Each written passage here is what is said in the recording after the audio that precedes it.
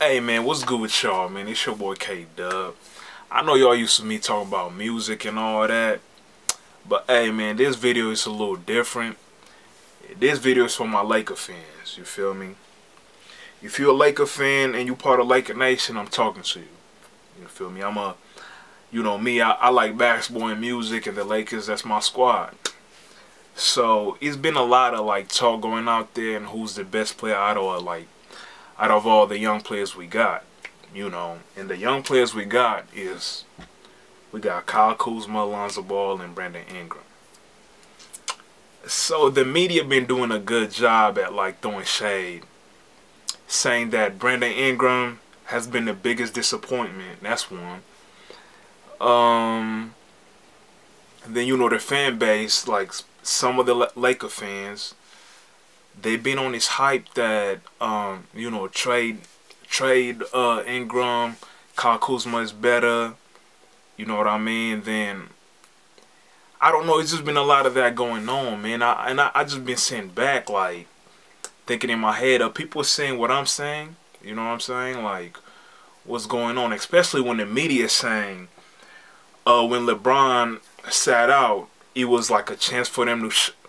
It was a chance for the young players to show us what they could do, and Ingram been the most disappointing out of all of them. And I'm just like, bruh, it's crazy to me, man. Like how some people don't like, even some people who be on TV getting paid to speak on like basketball, they don't understand. Like, if you ask me, and we could debate it back and forth if you want to, man. Like, I feel like I know basketball pretty well. I understand basketball. So if you was to ask me, who's the best Laker out of all these young players right now? And actually, we gotta put Zoo back in that conversation now. But if you was to ask me, Ingram is still the best, out the young core. I'm gonna explain why. So let's say Ingram is 21 years old. He just turned 21 in September, right? If you were to ask me, is Kyle Kuzma better than Ingram? Okay, Kyle Kuzma could shoot better. We know that. You know what I mean? Can he pass better? No. Is he a better defender? I'd say no. Can he create his own shot better? No. You know what I'm saying? I mean, again, you could debate that if you want to, but I'm just telling you what I see. Kyle Kuzma, is he more physical? Yeah. Is he more ready? Like, he's ready for the NBA game more than Ingram. Yeah, and like, you gotta sit back and look at the age difference. You know what I'm saying? Like, Ingram is 21 years old. I think Kuzma is 23. And he might turn 24 before Ingram turns 22, if that. So, he got some years on him. You know what I mean? And if you was to tell me, the only way like we could really say, yeah, Kyle Kuzma is clearly better than, we can't even call that now. You know what I mean? You gotta wait and see if Ingram is the same age as Kyle and he is not doing what Kyle was doing at that same age. That's when we could clearly say like, yeah, Kyle Kuzma was better than Ingram. But and I wrote some numbers down, you feel me, just so I could have my facts straight. Kyle Kuzma at the same age, 21 years old that is. You know what he was doing? He was in college averaging 10 points per game. Just to put things in perspective, you know what I'm saying? Like, that's what he was doing. And in the last game, not even in the last 19 games, that's going back from when Ingram went out with a ankle sprain. When he came back, his numbers, he's averaging 18 points per game on 48% shooting. You feel me? Like, he's shooting 48% from the field goal. Those are legit numbers right there. Like, that's good. I know everybody's been going crazy about D'Angelo Russell and what he's doing, and even some Laker fans like, man, why did Magic trade D'Lo? And I wish we could get him back. You know what I mean? And okay, like, I understand that his numbers are good, but D'Angelo Russell is averaging 19 points per game on 43% field goal shooting. So really, if you compare, like, his numbers are not really better than Brandon Ingram. I'd say that I won't even say the same. To me, I like Brandon Ingram's numbers better because he's more efficient. You know what I mean? Of course, like, D'Angelo, his assists are high, so you give him that. But again, those numbers, D'Angelo wasn't putting his numbers in his 30 in the league, you know, which would be last year. You know what I mean? So that's another point to look at. So all the Laker fans so quick to say trade Ingram. He's like, bro, he's 21. He's only one. I know he's been in the league for more years than Zoe, but he's only 1 month older than Zoe. So you got to keep that in perspective. Then keep this in mind. Ingram, the only thing that's holding him back is physically. He's still not up to where, you know, where NBA players supposed to be. Like, unless you shooting a lot of jump shots, like you got a crazy jump shot, you have to be physical. Like, basketball is a physical sport. Like, if you're talking about going in, because if you play basketball at any level, like higher in high school, you understand how physical it is. Like, you try to drive. I know that people act like handshaking is not there anymore, but hey, you get bumped off a little bit. Like, and that's one thing that kind of frustrates. Like, it's frustrating sometimes watching Ingram play. He's just not strong enough sometimes to take little hits and still finish. But if you compare how far he's come now compared to his rookie year, like, you could see he's made a big jump. Like, he's put on. Of course, he's not putting on muscle as fast as we'd want to, but he's been doing his thing. Like, I'm gonna show y'all 2 pictures. You feel me? Like, 2 pictures, and y'all can compare these 2 pictures, like, and see how much physically he's developed too. Hold on, we gonna wait. So I'm gonna share my screen on here so y'all can see. But this is Ingram at Duke. Look how skinny he was, bro. Like, and then you could compare this is today, the game today, the pictures from today, and see how, like, you could tell. Of course, he's not like buff or anything or muscular in any type of form, but you could see he's gained some, you know, some muscle on his frame.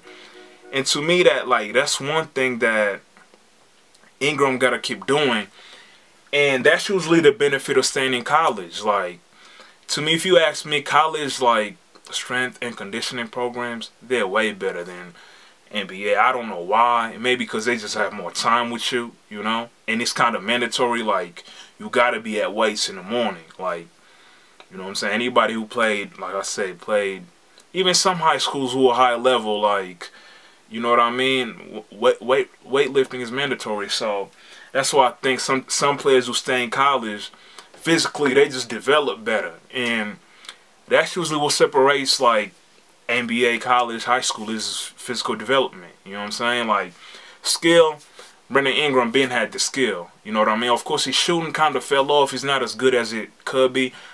But, I mean, his form is nice, all that. And I think he just got to fix little things, like small tactical things. Like, I think he got to hop into his jump shot more. You know what I mean?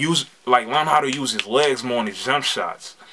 You know what I mean? But, hey, I like what Brandon Ingram's been doing. I'm just tired of, like, all this bashing back and forth. And you got to think, like, the games when he was really struggling and everybody was calling him a ball hog, bro.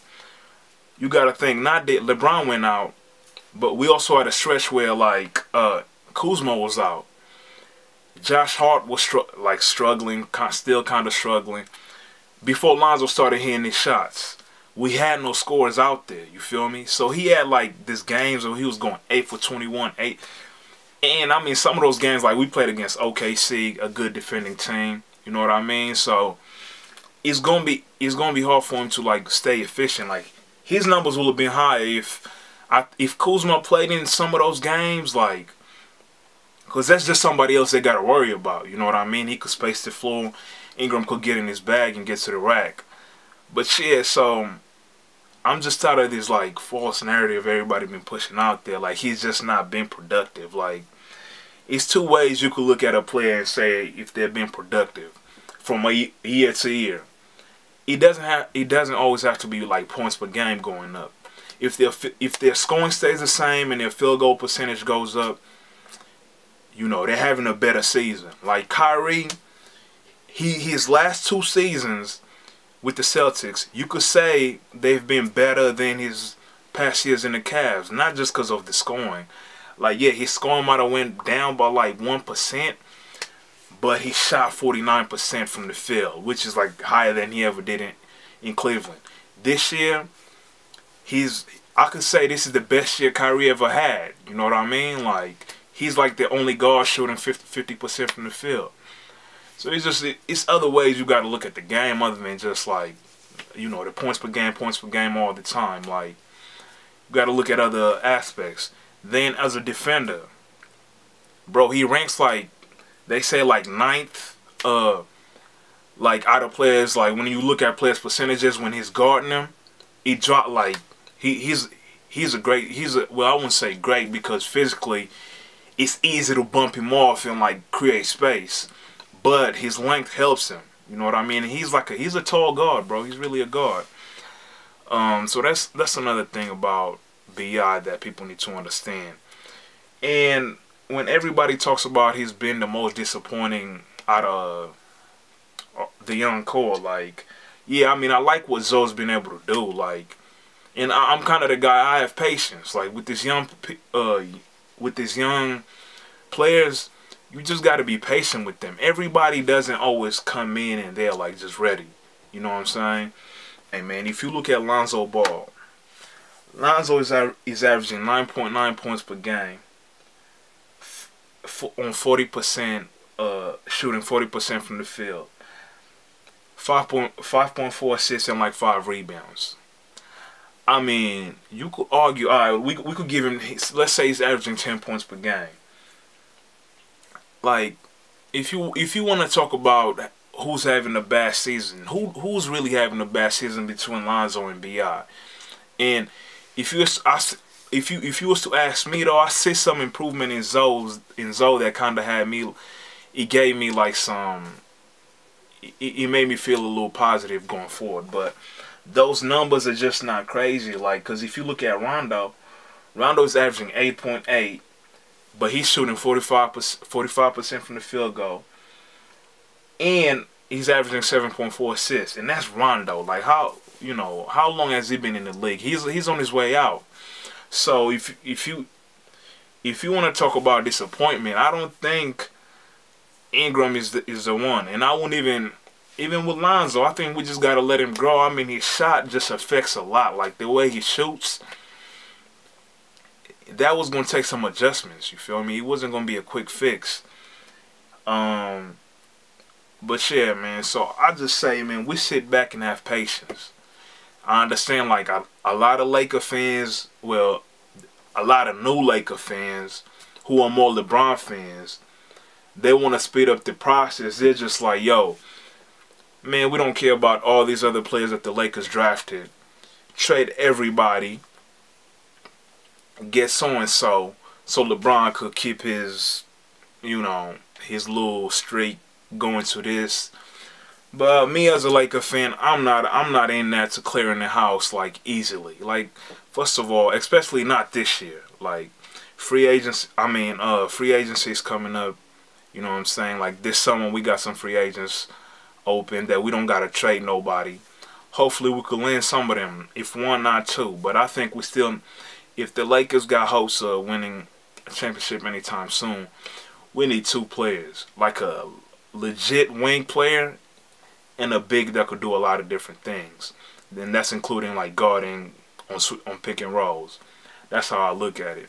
But other than that, like, I don't think it's like LeBron gonna need somebody elite who could like score a lot, who could like really go get buckets. So, and I'm just not willing on giving up our young talents like right now for one player, like, because that's not gonna be enough. I'd rather us get good players in the off season. You feel me? Because I mean, regardless, and this is how I look at it. Regardless even if we make a move to get one player this year, bro, I mean, you got to be real with yourself. The Warriors got Boogie now. I had more. I had a little bit of faith, you know, before like Cousins came back. Like, yeah, maybe even the Lakers now, like, we might give the Warriors like a challenge when everybody's healthy.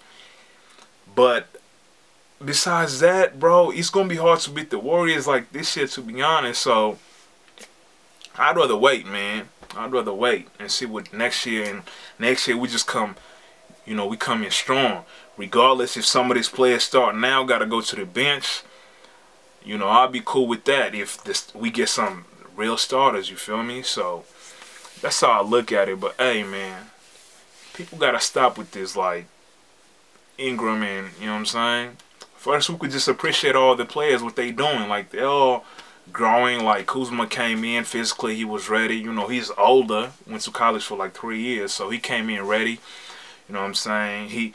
He's not that great at creating a shot, but he knows how to cut. You know, he could shoot. Like, his skill set is great for the type of game the NBA is at right now. You know, players who could score a lot without taking too many dribbles. But as you know, in the playoffs, those opportunities are not that, you know, easy. You're going to have to create your own shot. Like, that's just what it comes down to. When teams start switching everything, and that's what happened when Houston played Golden State last year.